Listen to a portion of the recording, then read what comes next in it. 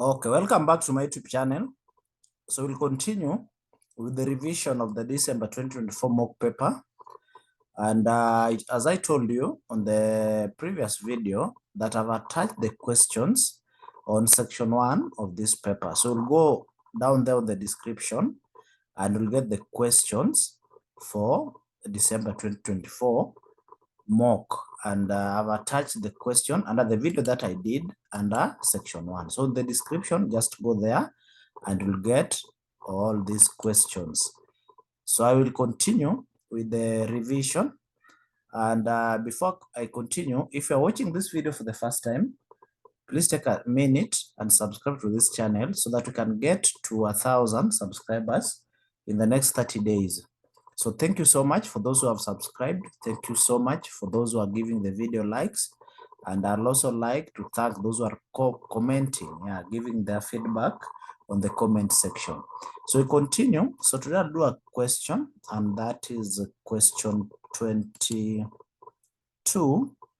Yeah, that's question 22. So I'll do question 22. So I'll read the question. Karibu Limited is evaluating a project with the following details. So we have initial investment, which is 130 million, salvage value 15 million, year one project cash flow 30,000, then annual cash flow growth rate is 5%, then project life cycle is 5 years. So required, A, compute the following project metrics. Roman 1, the net present value. In bracket, assume a discount rate of 10%. Number 2, the profitability index, PI, assume a discount rate of 10%. Then number 3 is the internal rate of return, IRR. We also assume a discount rate of 10%. Then part B, using graph, determine the project's payback period. Yeah, so that is 4 marks. Then part C, suppose the firm is unsure about the annual project cash flows. Carry out a sensitivity analysis on this variable, assuming that the variable shall vary adversely by 10%. So that's the sensitivity analysis. So the first thing, we'll start by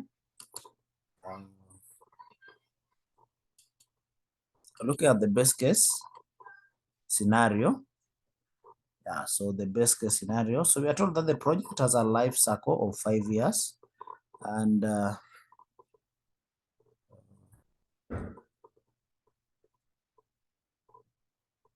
yeah, so it's for 5 years. So we'll have let me see the following details. So the project has a life cycle of 5 years. Yeah, so I will start the project. So I said that the initial investment always begin at year 0. So if it has a 5 years life cycle, so it means that we'll start from 0, then we move 5 years. I think on the original question, it was supposed to be from 2025. That's what is confusing me. That's why I'm not getting it. It was supposed to start from 2025. Yeah, so yeah, you just bear with me. So we'll start from year 0.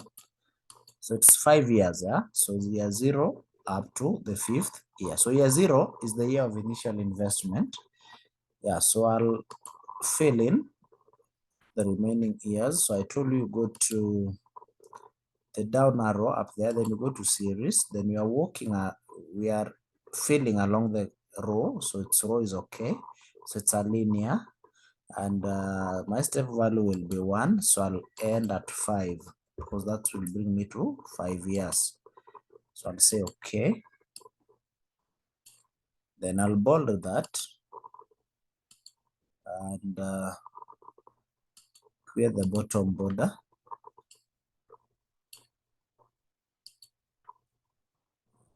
That's my bottom border. Yeah, so I'll increase this. Yeah, so I'll start with the cash flow. So you have here one project cash flows. I'll just say cash flows. And Cash flow begin at year one, yeah? So we'll have 30,000.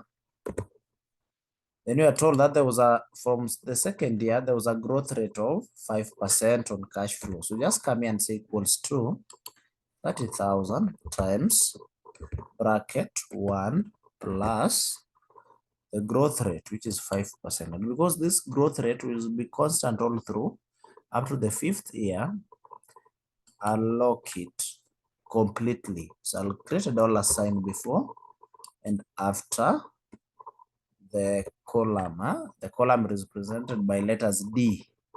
Yeah, in this case. So I'll close the bracket and enter. So once I enter, I'll just drag. Yeah, those other values will appear automatically. The other values will appear automatically. So I'll increase the size of this column also. I'll also do the same here. Yeah, so that you can see the values the way they are. So that when you click this value, you can see it's M5, which is this, times 1 plus the growth rate. Yeah, the same applies to this N5, the same applies to that. Yeah. So after that, this question, we were told that there was a project life was 5 years, but this question did not have tax. And I told you that if a question on project evaluation does not have tax rate, then you don't subtract, you don't calculate the depreciation. You don't subtract the depreciation and add it back. This question did not have tax rate, so you leave it at that point. So you go to the next thing. So this will be our cash flow. Yeah, what I always call the project cash, what I always call the operating cash flow. Yeah, so after that, then we look at the initial investment. So we'll have the initial investment. So the initial investment always occur tier 0. So we just copy it and it's supposed to be negative. So I'll say equals to, then I'll introduce a negative. Sorry, it's 130, this one. Then you enter. Then the other item that we have here is the salvage value. So salvage value always occurs at the end of the project because you only sell.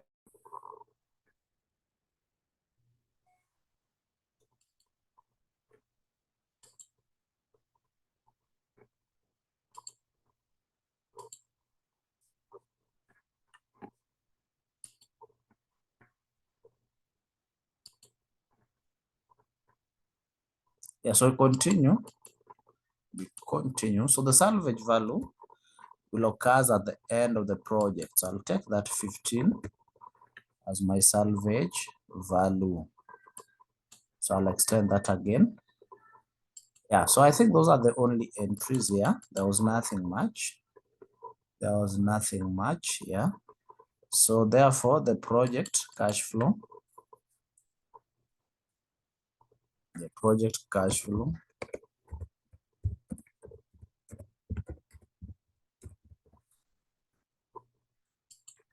will be, for here we'll only take the initial investment. There was no working capital. And from here now, we'll take the 30, then we drag this up to that point. Then for the end of the project, we'll add this cash flow plus the salvage value. Allow me to extend that. Yes, we'll have those values. So I'll create a top border.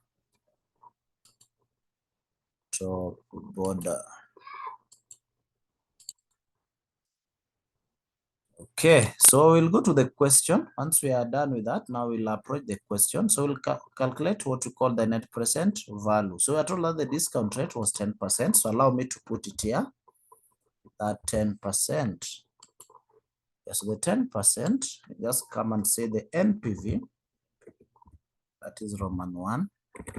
The net present value is NPV. Just come here and say equals to NPV.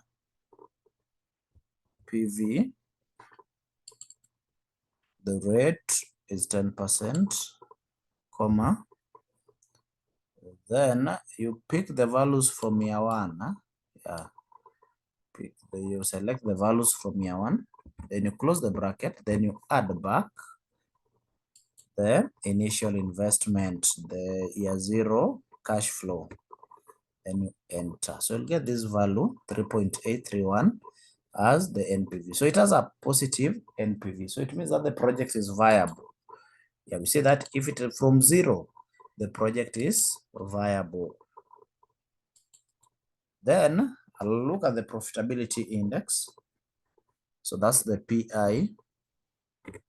What is my PI? So the profitability index, we just say it's equal to bracket. I told you, you take the project cash flow for year 0.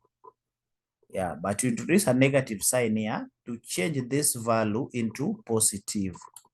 Yeah, then you select it. So you say equals to bracket, the negative, then you select that value, the project cash flow for year 0. Yeah, the value that we'll get here. Then you add it to the NPV that we have calculated. So you add to the net present value that we have calculated, then you close the bracket, then you divide all of that with the project cash flow. And this project cash flow, you still put a negative sign to change it into positive, then you select it.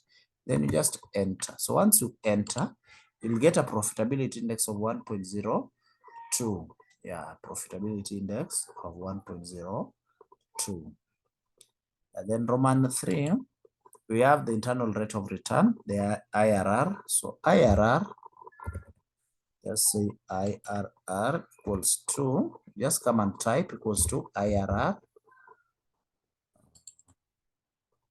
Then the values, you select everything from year 0. In this case, you select everything from year 0. Then you close the bracket, then you enter. So you have an IRR of 11%. So whenever you get an internal rate of return, which is greater than the discounting rate, then it tells you that the project is viable. Yeah, if you have been asked to justify, you say that the project is viable because IRR is greater than the discounting rate of weighted average cost of capital. So that's how you interpret your answer. So I'm done with part A of this question. So I'll go to part B, where they say, using graph, determine the project payback period. So what I will do before I use the graph is to first do this to get the cumulative cash flow. So I'll just come here and get the cumulative cash flow.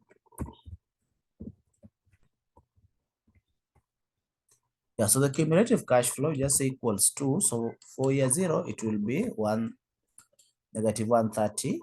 Then when you come now to the first year, so it will be negative 130 plus 30,000. Then you enter. So after that, then you can just drag. Yeah, so when you drag, the payback period is whereby the cash flow now, the cumulative cash flow now changes to positive.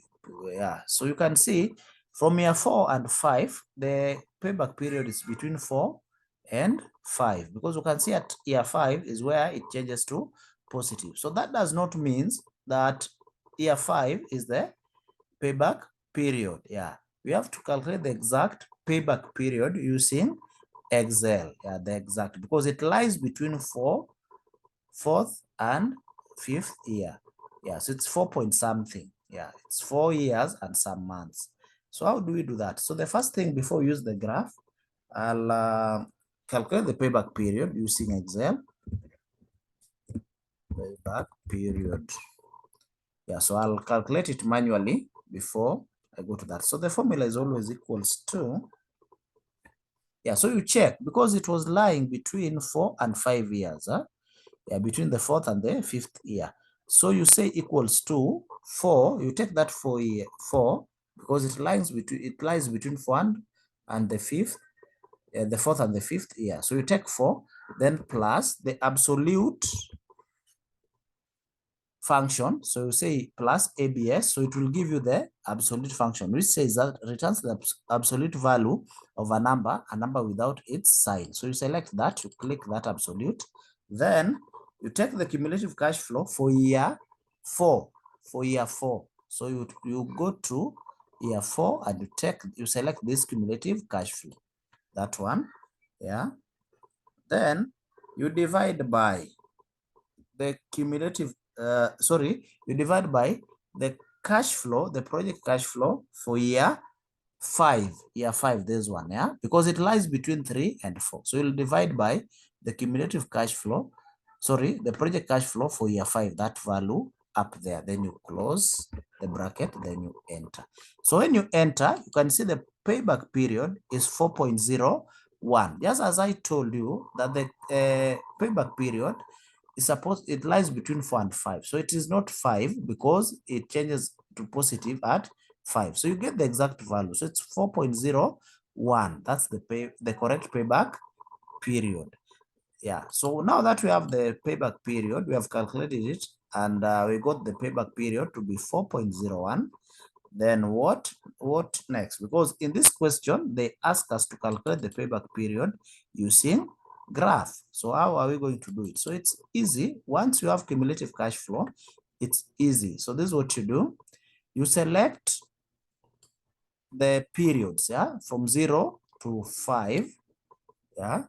Then you hold on to control. Then you select the cumulative cash flows, yeah. So once you select that, all that, then I don't know why this is not selecting. Sorry, let me select again.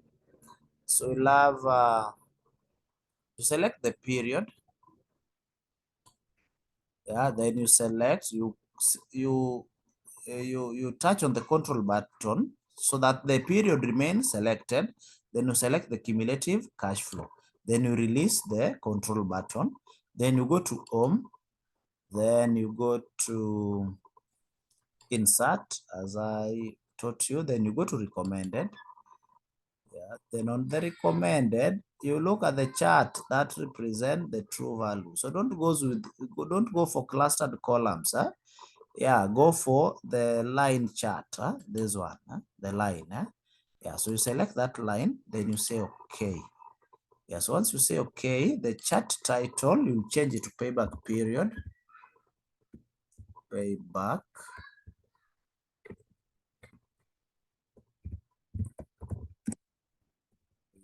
period. Then you click outside, then you can drag it down here. Yeah, so how are you going to analyze it through the graph? Huh? You can see these are the cumulative cash flows all the way.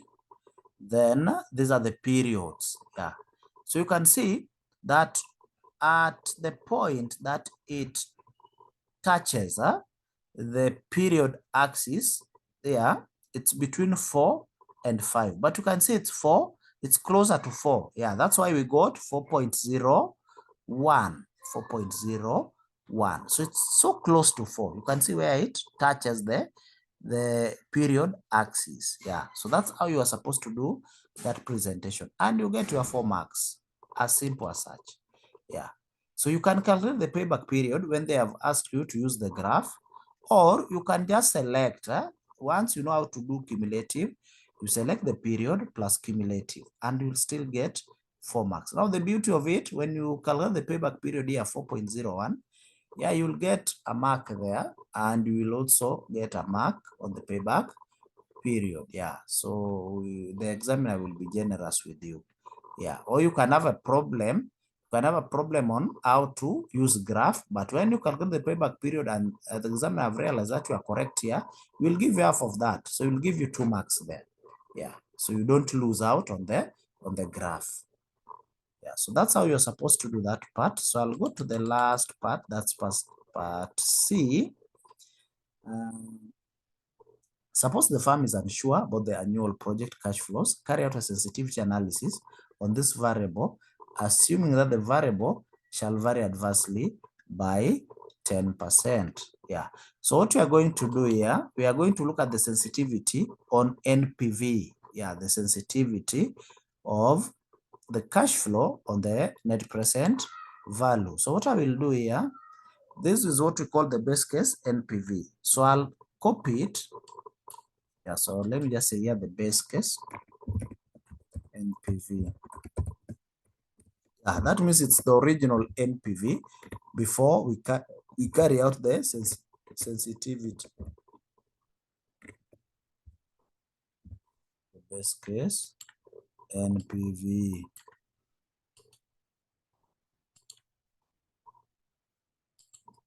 Okay, then now I'll copy that data.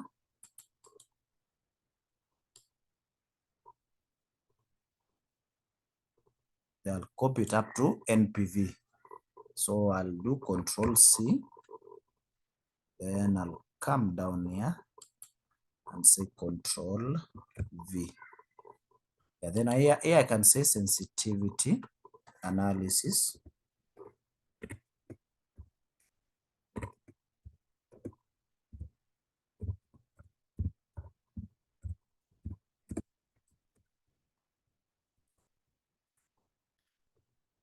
Okay, so you see I've copied and I've lost my values. So I'll copy the values once again.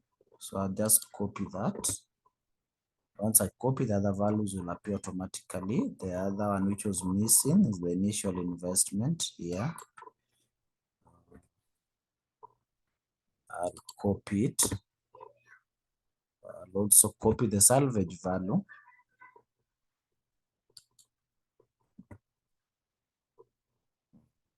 Then I'll put the values there for that. Then for salvage here also, I'll include the value, which is 15 here. So once you copy that way, let me see, then PV won't be the same because we have not factored in the discounting rate. So I'll calculate that NPV once again. So I'll say equals to NPV. I'll repeat, the rate is 10%. Then I'll select all this. Yeah. And then I'll close the bracket. Then I'll add back the project cash flow at year 0. Yeah, so I'll have that value up there. So this is what you want to see here.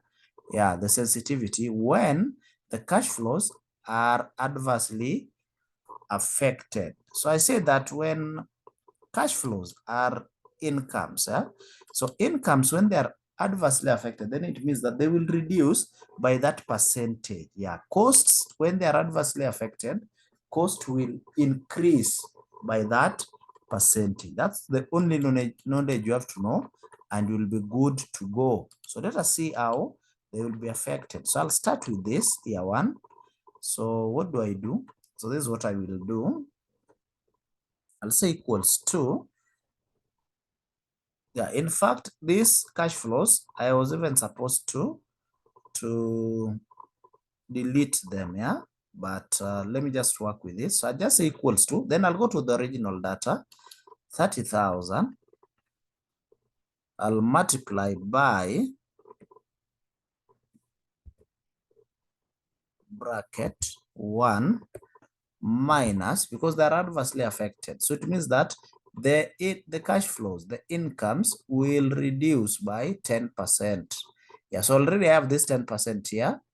Yeah, so I'll just pick that 10% for the discounting rate. Yeah, that does not mean that we'll be using 10%. Let me not even pick it because I'll confuse you. So let me put another 10% here for this.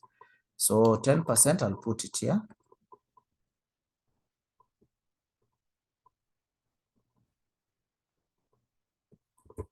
Yeah, for the adverse variation. Yeah, so let me undo. Let me just undo everything so that we get that value we had prior.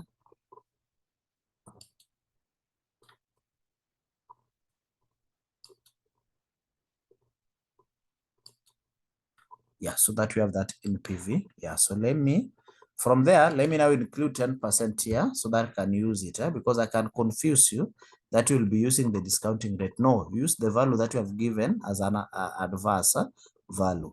So that is the 10% I've decided to include there. Yeah, so I'll come here under year one because it's only the cash flow that will change, that is adversely affected. So I'll say equals to, then I pick the 30,000, 30 million that was under the adverse. Then I'll multiply by bracket 1 minus, because it's adversely affected and that's an inflow. So it will reduce by 10%. So it means that the 30 million, sorry, will multiply by 90. That's why I've taken 1 minus the 10%. So I'll close the bracket. But you see, I can do it for every other, for the 5 years. And because I don't want to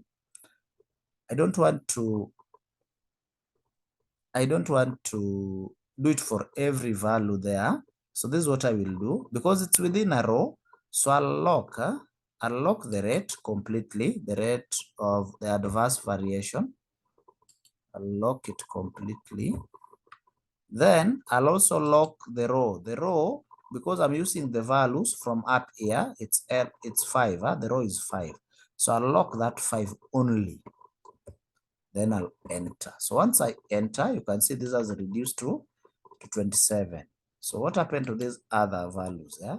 So I'll just drag and see if they will change. Yeah, and those other values change automatically. So these values have changed. You can see when you look at the year 2, it's 28,350, and when you look at the value, it's M5. Yeah, means that it's this one. This value, it's M5 times 1 minus G19, which was the 10%. Yeah. So I've varied it. So when you varied it, you'll get an NPV automatically, because you calculated NPV of negative 8,620,215. So the NPV will be negative. Yeah, the NPV will be negative. So that's how you are supposed to do sensitivity analysis. That's how you're supposed to do sensitivity analysis. And you get yourself, how many marks did I award? 4 marks. As simple as such. As simple as such. So thank you so much for watching. So please subscribe to this channel, because more will be coming on this channel daily up to the day that you'll sit for your exams next week. So thank you so much and have a blessed evening.